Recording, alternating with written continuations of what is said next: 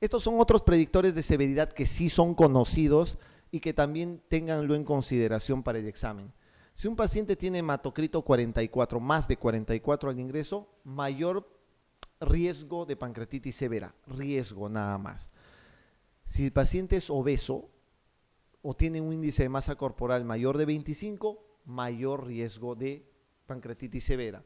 Si tiene una PCR o proteína C reactiva mayor de 150 miligramos por litro a las 72 horas de enfermedad, mayor riesgo de pancreatitis severa. Eso porque la PCR se relaciona más con el grado de necrosis, por eso es útil. Y si hay efusión pleural, ya saben que es un criterio independiente gracias al BISAP, ¿no? Esto es lo que se ha visto en el PCR. El PCR, mientras más necrosis, mayor cantidad de PCR. Si hay solo edema, menor valor del PCR. Por eso el PCR es útil en los pacientes con pancreatitis.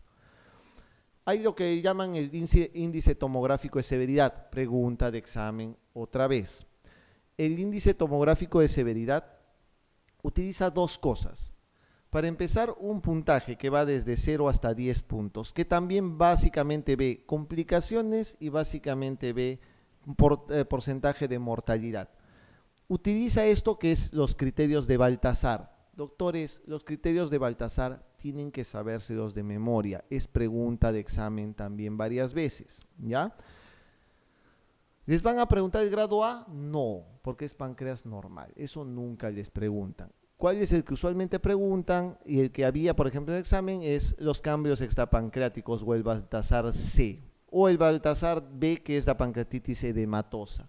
Pueden preguntarles los cambios extrapancreáticos severos con colección de fluidos. Ese es Baltasar D, perdón. Y cuando hay múltiples colecciones extrapancreáticas es un Baltasar E. Eso tienen que saberlo de memoria. Eso cuando se une al grado de necrosis, porque hay que ver si la necrosis es menor del 30% del páncreas, de 30 a 50% del páncreas o más del 50% del páncreas, forman lo que es el índice tomográfico de severidad. Doctores, acá tienen los puntajes y la suma total es lo que les da el porcentaje de complicaciones o el porcentaje de muerte que puede haber.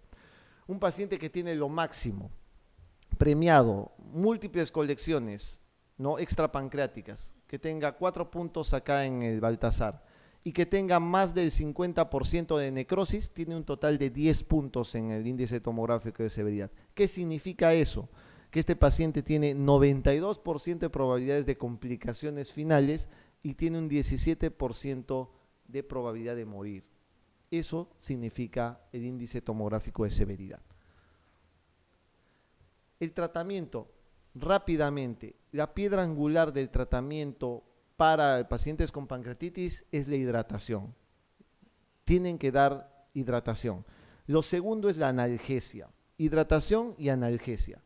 El paciente tiene que estar en reposo de comida, o sea, no tiene que comer, tiene que estar en NPO, ¿ya? NPO, no darle dieta, dar mucha hidratación, o ser intensivo en la hidratación y hacer básicamente la analgesia fundamentalmente.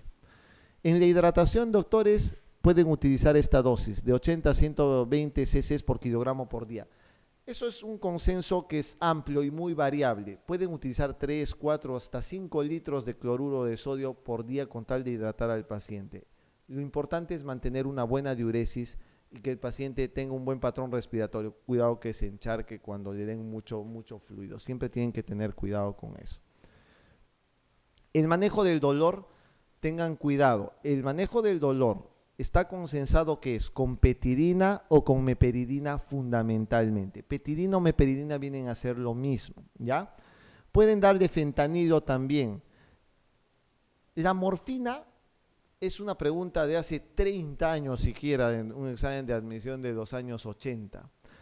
¿Cuál es el tipo de opioide que no puede utilizarse en pancreatitis? La respuesta es morfina. ¿Por qué? Porque produce contracción del esfínter de Oddi.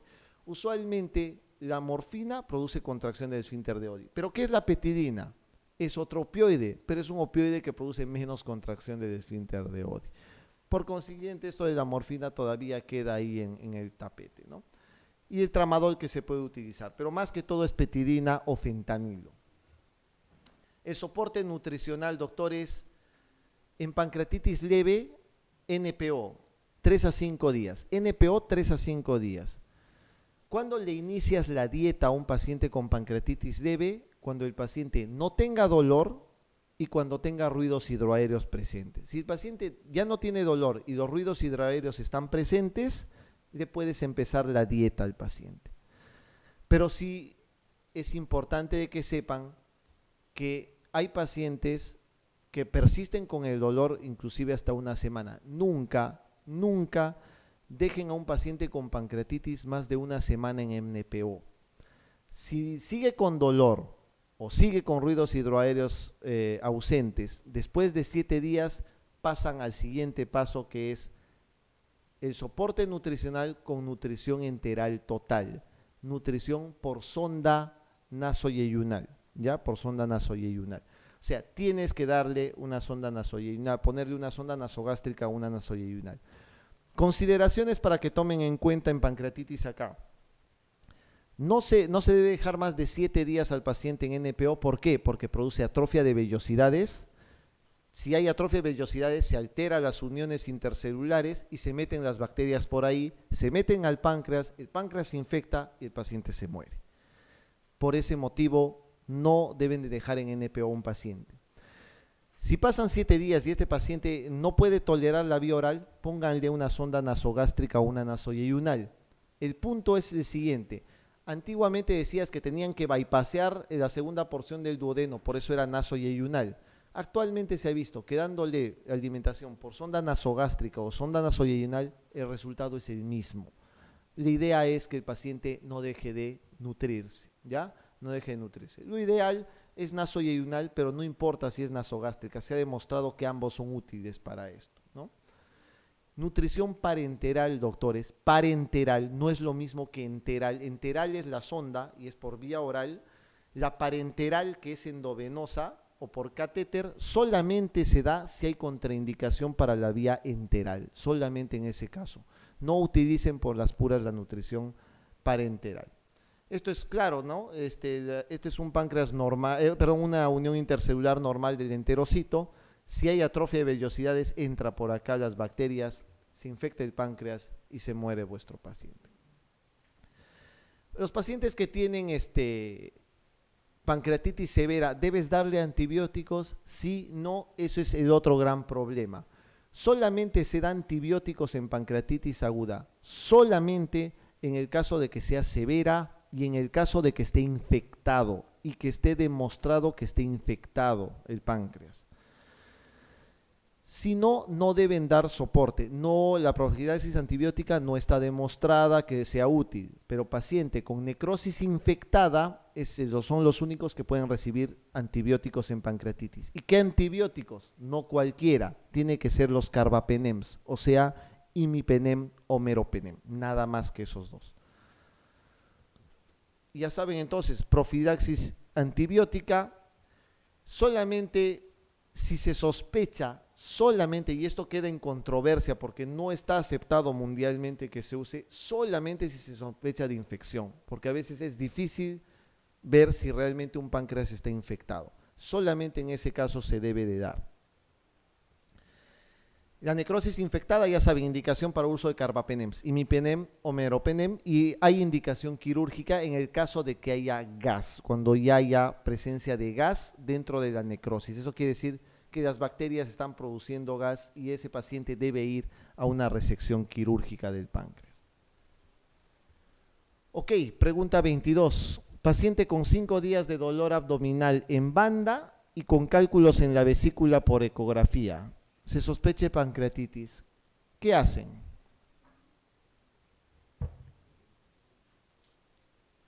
Cha-cha-cha-chan, ¿qué hacen?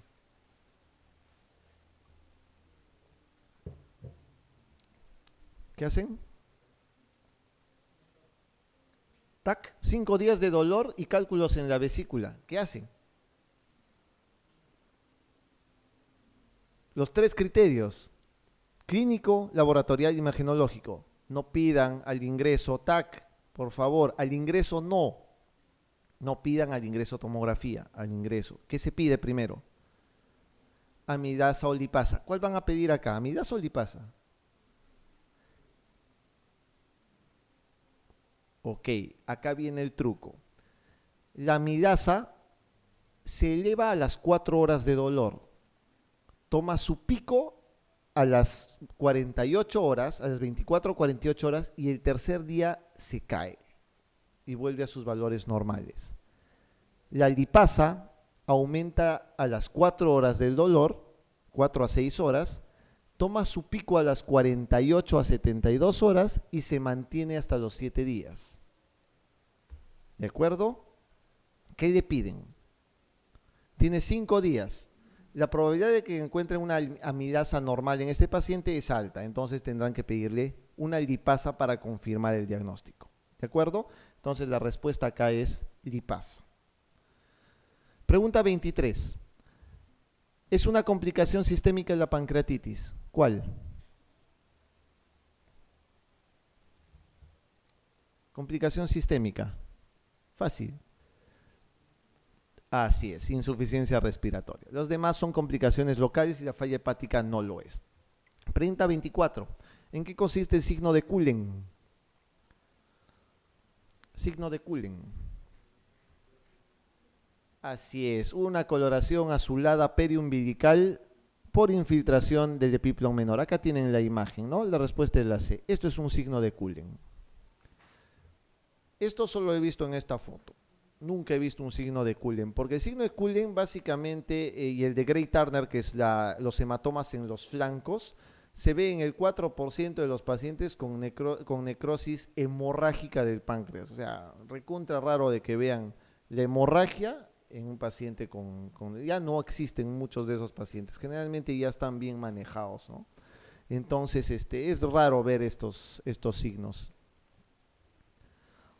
Pregunta 25. ¿Cuál de los siguientes pertenece a los criterios de Ranson? Ranson, por favor, con N, perdonen a mi secretaria. En las primeras 48 horas. ¿Cuál de ellos es?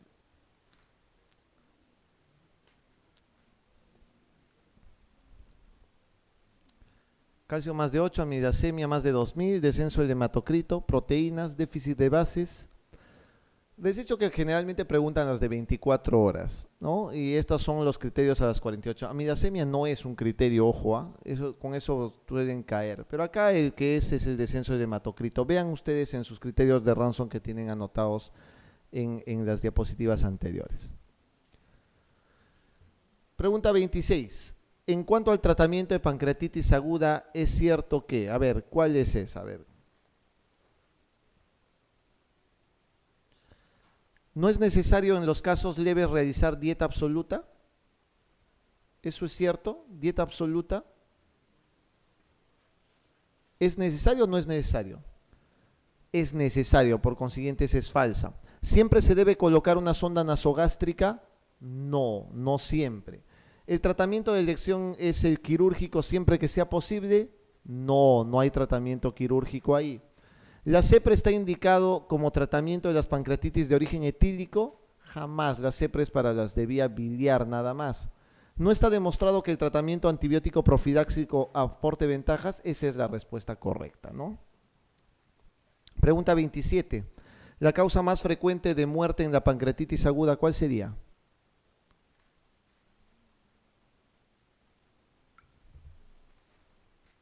Sí, les he mencionado. ¿Cuál es la cosa más frecuente por que un paciente pueda morir?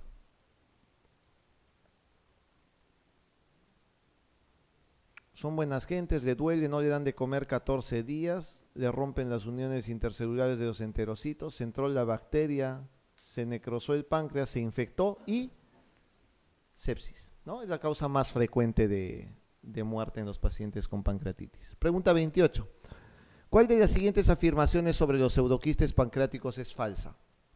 Recuerden que el pseudoquiste pancreático es una complicación local que se presenta a partir de las 4 semanas de pancreatitis. No hay diagnóstico de pseudoquiste pancreático antes de las 4 semanas. ¿De acuerdo? El diagnóstico de pseudoquiste pancreático es la persistencia de las colecciones más allá de las 4 semanas de evolución de la pancreatitis. ¿Se produce entre la segunda y cuarta semana? No. ¿El 20% evoluciona a la resolución espontánea? ¿Puede ser? ¿No puede ser? Habitualmente requieren tratamiento quirúrgico los pseudoquistes pancreáticos, ¿es cierto eso? No, doctores. Los pseudoquistes pancreáticos no requieren tratamiento quirúrgico. Los pseudoquistes pancreáticos se dejan evolucionar porque se reabsorben solos. ¿Cuándo se opera un pseudoquiste pancreático? Cuando dure más de 6 semanas, cuando mida más de 6 centímetros fundamentalmente y cuando produzca síntomas. Si no, déjenlo evolucionar sin problemas que se reabsorbe. Por eso no requieren tratamiento quirúrgico habitual. Y si requirieran tratamiento, ahora ya no es quirúrgico. Se utiliza la quistogastrostomía o la quistoduodenostomía, que son tratamientos endoscópicos. Se entra por un endoscopio, se llega al estómago, se abre una ostomía, un orificio en el estómago y se llega al pseudoquiste. Y de ahí dejas que drene todo el contenido del pseudoquiste en el estómago para que se evacúe, solucionado el problema. Ya no se necesita operar muchas veces los pseudoquistes, ¿ya? Muy bien, entonces acá la respuesta es la C. Pregunta 29. ¿Cuál de las siguientes complicaciones de la pancreatitis aguda se produce en las 2 primeras semanas? Esto es una maldad de pregunta, porque es una pregunta recontra aislada y bien rebuscada. Y es una característica que generalmente no lo mencionan los libros, es la retinopatía de Purkinje, ¿no?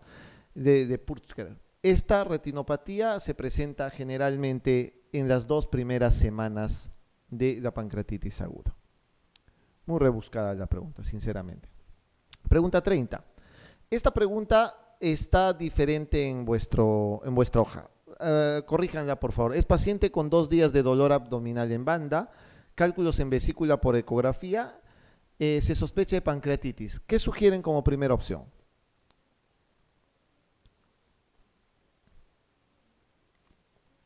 ¿Ahora? ¿Qué piden? 2 días y tiene sospecha de pancreatitis por ecografía. ¿Pero qué le piden? ¿Qué es? Claro, solo amilasa, nada más. La otra pregunta era igualita, solamente que eran 5 días y no podían pedir a los 5 días amilasa. En estas solamente pueden pedirle amilasa porque es lo primero que tienen que pedir. Pueden pedir amilasa o lipasa, es cierto, pero hay lugares donde no hay solo lipasa. Esta pregunta es una pregunta que sí puede tener algún tipo de duda en algún momento. Lo primero que deben de pedir es amilasa porque es lo que hay más comúnmente. ¿Pueden pedir amilasa o lipasa? Sí, pueden pedir ambas, eso es cierto. Pueden pedir ambas, eso es impugnable totalmente. Tengan en claro eso. La respuesta es la C. En pancreatitis crónica, doctores, la pancreatitis crónica es una enfermedad realmente que tiene muy poco éxito terapéutico. Es una pena tratar pacientes con pancreatitis crónica usualmente. Vamos a ver, en esta pregunta, señal de primero de las alternativas acá, ¿cuál es la primera manifestación de la pancreatitis crónica etílica? ¿Cuál es la primera manifestación que tiene un paciente con pancreatitis crónica etílica? Es una pregunta que bordea lo insultante ya, porque es muy evidente, creo, es la respuesta. ¿Cómo debutaría una pancreatitis crónica? Tiene que debutar con una pancreatitis aguda necesariamente, ¿no? Entonces esa es la respuesta acá, tiene que evolucionar con una pancreatitis aguda. Doctores, ¿cómo se hace el diagnóstico de una pancreatitis crónica? Para empezar, es una inflamación crónica del páncreas, pero que tiene esta salvedad. Miren, múltiples calcificaciones que encuentran en el páncreas, múltiples calcificaciones, ¿ya? Es una fibrosis progresiva con destrucción del tejido, y esta es la característica que van a ver siempre, las calcificaciones en el páncreas, ¿ya? Calcificaciones pancreáticas. Existe 3 tipos, ¿no? La calcificante, la obstructiva y la autoinmune. Esos son los 3 tipos de pancreatitis crónica. La pancreatitis autoinmune, pregunta de examen, ¿cuál es su marcador serológico? La respuesta es inmunoglobulina G4. Eso márquenlo porque eso es lo que les pueden preguntar. ¿ya? Y responde fácilmente a corticoides. Acá no se trata como la pancreatitis aguda, estas son pancreatitis crónicas de diferente estirpe, o sea, tienen que hacer un diagnóstico diferente y el tratamiento es totalmente diferente.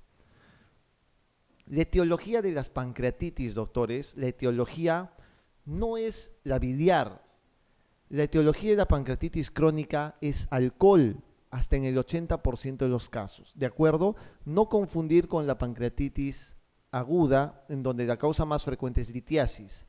Acá la causa más frecuente es alcohol y segundo van las idiopáticas que son de 10 al 30%, ¿de acuerdo? Mucha atención en eso. La pancreatitis alcohólica va en pacientes que usualmente tienen un consumo de larga data de alcohol, ¿no? 15 años por lo menos a más. Ingresaron a su residencia, se metieron la bomba el primer día y desde ese día no dejan de celebrar hasta 15 años después. Paciente con mucho riesgo de pancreatitis alcohólica. Y miren, el consumo mayor a 100 gramos por día, ya saben sacar el gramaje, ya les mencionado en un momento, ¿no? Obviamente, los pacientes, a pesar de que son alcohólicos crónicos, no todos hacen pancreatitis crónica, ¿no? O sea, el 10% nada más de esos consumidores de alcohol tienen la suerte de hacer una pancreatitis crónica en sí, ¿no? Y miren, en necropsias de bebedores se observó que hasta el 50% tenían alteraciones fibróticas del páncreas, pero sin signos de pancreatitis crónica. O sea, no todos llegan a hacer síntomas tampoco. Claramente acá entonces la asociación es con alcohol, fundamentalmente de larga data, ¿no? El inicio puede estar en la tercera o cuarta década de la vida. Ya recuerden que no todas van a la cronicidad. Y siempre, acá está la respuesta a la pregunta anterior. El comienzo de una pancreatitis crónica alcohólica es una pancreatitis aguda, siempre, ¿ya? Esto es algo que en mis épocas mozas todavía, en un libro de medicina interna, si no me equivoco, que era el Farreras, que era la 13ª edición, ahora está en la 17ª edición del libro de medicina interna, decían que un signo patognomónico de pancreatitis crónica era esta: sacar una radiografía de abdomen simple y encontraban las calcificaciones y era diagnóstico certero de pancreatitis crónica. Es cierto, quizás ahora la palabra patognomónico no lo utilicen, ya no se utilice, pero una radiografía de abdomen simple que muestre calcificaciones es altamente sugerente de pancreatitis crónica, ¿ya? Altamente sugerente de pancreatitis crónica.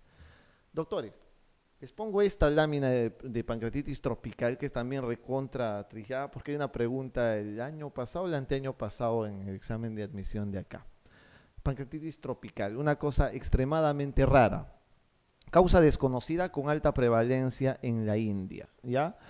Con inicio a edades tempranas. ¿Y cuál era la pregunta en sí? Que tiene alta prevalencia de diabetes y de calcificaciones intrapancreáticas. Mucha atención, por favor, a eso. Hay un tipo de pancreatitis que se llama pancreatitis tropical, mucho más frecuente, ya saben, en la India. Pregunta de examen. La clínica de los pacientes con pancreatitis crónica: dolor abdominal, doctores, que es crónico y es recurrente. Hay un pequeño porcentaje, un 20% que no tienen dolor, pero el signo que debe de primar en paciente con pancreatitis es el dolor. Y obviamente calma al acostarse o al flexionar las piernas, lo que llaman posición de ¿qué? De plegaria maometana, ¿no es cierto? Tienen que flexionar y agacharse generalmente para poder calmar un poco el dolor, ¿no? Mientras más calcificaciones, más dolor. Acá, con esto no se van a olvidar nunca más. Doctores, el cuadro clínico, el 90% es dolor. Dolor, dolor, dolor. Todo paciente con pancreatitis crónica tiene dolor. Eso es lo primero. Y lo que va a tener como segundo punto es diabetes. Recuerden que ese páncreas está tan alterado, tan calcificado, que ya no hay producción adecuada de insulina y por consiguiente lo segundo que va a tener el paciente es diabetes. Primero dolor y después diabetes. Lo tercero que va a tener es esteatorrea, porque obviamente hay alteración de la producción de proteasas y de enzimas digestivas. Entonces, el paciente tiene esteatorrea. 3 cosas, entonces, para que recuerden y no se olviden: dolor, diabetes, esteatorrea. Con eso, diagnóstico de pancreatitis crónica, obviamente si tienen calcificaciones en las imágenes, ¿ya? Ahí está, dolor, calcificación y de insuficiencia pancreática que se produce, por lo cual hay esteatorrea fundamentalmente. El diagnóstico, los estudios de imágenes, ya les he dicho, tomografía actualmente, resonancia, RCP o ultrasonografía endoscópica. Ya no se utiliza mucho la radiografía simple de abdomen, actualmente ya hay nuevos métodos para esto, ¿no? Esto es para que vean el curso natural, doctores. Miren, las exacerbaciones de pancreatitis, para ver cuándo hay atrofia, cuándo hay insuficiencia exocrina del páncreas. A medida que aumenta la enfermedad, mayor causa de insuficiencia exocrina. Las calcificaciones son mayores, hay mayor fibrosis del páncreas y obviamente la diabetes y la esteatorrea son apariciones tardías, pero son parte del cuadro clínico de un paciente con pancreatitis. ¿Cómo se puede complicar? Se puede complicar de muchas formas. ¿Puede haber pseudoquiste? Sí, puede producirse un pseudoquiste también y se rompe. Si se rompe el pseudoquiste puede haber varias cosas. Puede haber derrame pleural o puede haber ascitis o acumulación de líquido retroperitoneal o lo que llaman también, si hay sangrado por acá, por la vía biliar del esfínter de Oddi, se llama hemosucus pancreático. Ese es el sangrado a través del esfínter de Oddi por ruptura de un quiste en una pancreatitis crónica. Ese es el hemosucus pancreático. El tratamiento es muy triste porque el tratamiento solamente está dirigido a analgésicos y a dar enzimas pancreáticas como suplemento, nada más. No hay otra forma de tratamiento, ¿ya? No hay otra forma de tratamiento. Obviamente endoscópicamente se ha intentado esfinterotomía, colocación de stents pancreáticos o extracción de los litos o los cálculos de las calcificaciones, pero sin mucho éxito, ¿no? Pero analgésicos y enzimas pancreáticas son los que se utilizan. Manejar el dolor y manejar la mala absorción y la diabetes son los pilares del tratamiento en este caso. ¿Se puede operar? Sí, se puede hacer una resección pancreática y una cirugía descompresiva. Se puede realizar, pero no es, digamos, lo de elección inicialmente. Ok. Pasemos un poco a lo que es enfermedad inflamatoria intestinal ahora. Paciente con colitis ulcerosa de 12 años de evolución, las biopsias seriadas demuestran la presencia de displasia grave en las muestras del área sigmoidea. ¿Qué hacen?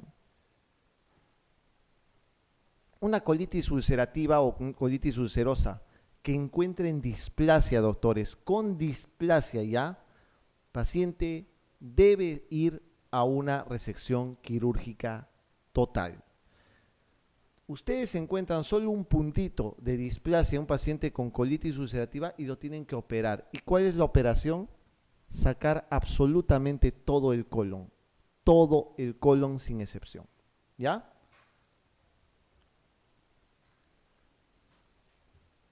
Para que empiecen a comparar. Las preguntas en el examen de residentado están basadas en diferenciar Crohn de colitis. Les ponen características de Crohn y de colitis y les ponen cuál de esas pertenece a Crohn y cuál a colitis. Esas son las únicas preguntas que hay, ¿de acuerdo? Aprendan bien las características. Doctores, en el Crohn la inflamación es desde la boca hasta el ano. En la colitis solamente afecta colon, pues nada más que la parte colónica, ¿de acuerdo? Entonces, en el Crohn sí es desde la boca hasta el ano.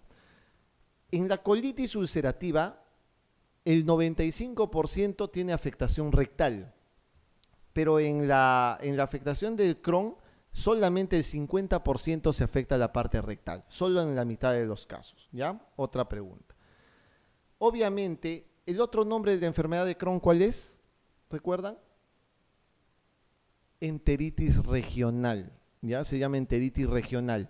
Y la afectación más importante es la válvula iliocecal, o sea, la región iliocecal es la región más afectada en el Crohn, ¿de acuerdo?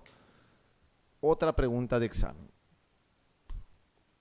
La etiología puede ser genética o ambiental, autoinmunidad, eso es muy variable y puede haber factores infecciosos de la dieta que puedan desencadenarlos. Doctores, estos cuadros tienen que aprender. Ambos tienen diarrea con moco y con sangre, son diarreas mucosanguinolientas, en ambos casos, ¿ya? ¿Dónde es más frecuente la rectorragia? Siempre en la colitis ulcerativa. Siempre la colitis ulcerativa tiene rectorragia. El Crohn no tiene rectorragia, ¿de acuerdo? Esa es una diferencia clínica. Una cosa es tener diarrea con moco, con sangre, y otra cosa es tener rectorragia, que es sangrado rojo vivo, ¿de acuerdo? El dolor abdominal puede estar presente en ambos, mala absorción va a haber en el Crohn. ¿Por qué? Porque en la colitis ulcerativa la afectación es colónica. En el Crohn la afectación es desde boca hasta el ano y la absorción se produce en el intestino delgado. Ahí es donde hay mala absorción. En la colitis ulcerativa no hay absorción básicamente más que de agua en el colon o de sales biliares. No olviden esto. Otra vez es pregunta de examen. Artritis, epiescleritis y eritema nodoso pueden encontrar en ambas cosas, pero el pioderma gangrenoso es más frecuente en el Crohn, más frecuente en el Crohn. Esto es una colitis ulcerativa, miren, inflamación continua del colon, continua. Esto es una colitis ulcerativa severa. La inflamación del colon es absolutamente en todo el colon y es de manera continua. En cambio, en el Crohn es por parches, es con zonas de colon normal, ¿ya? La afectación de la colitis ulcerativa es todo continuo y la afectación en el Crohn es solamente en parches. La otra diferencia es esta. Ustedes pueden encontrar estas úlceras que son profundas y serpiginosas, se llaman. Pueden encontrar aftas, úlceras serpiginosas, y las úlceras en el Crohn son profundas. Las úlceras en la colitis ulcerativa son solo superficiales, ¿de acuerdo? En colitis ulcerativa son superficiales. En el Crohn la afectación es tan profunda que puede ser transmural incluso. Entonces, repitiendo, colitis ulcerativa es afectación continua del colon y es usualmente superficial. En el Crohn la afectación es por parches y es usualmente transmural, mucho más profundo. Una úlcera con retracción, miren, en un Crohn. Las diferencias macroscópicas nuevamente: afectación continua, colitis ulcerativa; afectación por parches con zonas de mucosa normal en el Crohn. Esto es una colitis ulcerativa y esto es un Crohn. Esta es una colitis ulcerativa, nuevamente afectación continua, y en el Crohn aquí, aquí y aquí con zonas de intestino normal. ¿De acuerdo? Nuevamente para que lo entiendan bien. Uno es afectación continua, el otro en parches. Otra diapositiva más, hasta que aprendan eso. Afectación continua con afectación rectal, colitis ulcerativa. Afectación discontinua en parches con a veces afectación rectal y afectación siempre de válvula ileocecal, Crohn. En la colitis ulcerativa generalmente no se afecta la válvula ileocecal. Pseudopólipos, generalmente los pueden encontrar en la colitis ulcerativa. Pseudopólipos, en la colitis ulcerativa es más frecuente. Y la enfermedad de Crohn, miren, úlceras profundas, serpiginosas, con áreas de mucosa normal, hasta el aburrimiento, hasta que aprendan. Se llama por ósmosis ese tipo de aprendizaje. Tantas veces se ha repetido que van a aprender lo mismo. Esto se llama el índice de Trulov. El índice de Trulov sirve para ver la severidad. Se escribe Truelove. Truelove, es Trulov. Es para ver el grado de severidad en una colitis ulcerativa. Apréndanse los 6 criterios. Albúmina, si hay fiebre o no hay fiebre, temperatura, movimientos intestinales, es decir, si hay diarrea. Si es menos de 4 por día es leve, si es más de 6 por día es severa. SR es velocidad de sedimentación globular o BSG. Hematocrito, frecuencia cardíaca y pérdida de peso. Eso es el índice de Trulov. Por favor, apréndanse esos puntos, ¿ya? Cuando hay compromiso de válvula ileocecal, lo más probable es que sea Crohn, exacto, por eso se llama enteritis regional o afectación de esa zona. Otro cuadro más para que aprendan. En colitis ulcerativa, afectación solo colon. En el Crohn, tracto gastrointestinal, desde boca hasta ano. Recto afectado, Siempre, casi siempre en colitis ulcerativa y en el 50% en el Crohn. ¿Ilion está afectado en colitis ulcerativa? No, muy esporádicamente, por eso hay un asterisco ahí, muy rara vez. En el Crohn siempre está afectado. La distribución, ya saben, difusa o continua en colitis ulcerativa y en parches en el Crohn. El otro dato, las estenosis son más frecuentes en el Crohn. ¿Por qué? Porque la afectación es transmural y la cicatriz es más profunda y muestra zonas de estenosis. Es más frecuente en el Crohn. Las dilataciones son más frecuentes en la colitis ulcerativa. Por eso es que la complicación de la colitis ulcerativa es algo que se llama megacolon tóxico, que es cuando crece, cuando hay una dilatación del colon transverso más de 5.5 centímetros o más de 6 centímetros en alguna bibliografía. Eso es un megacolon tóxico.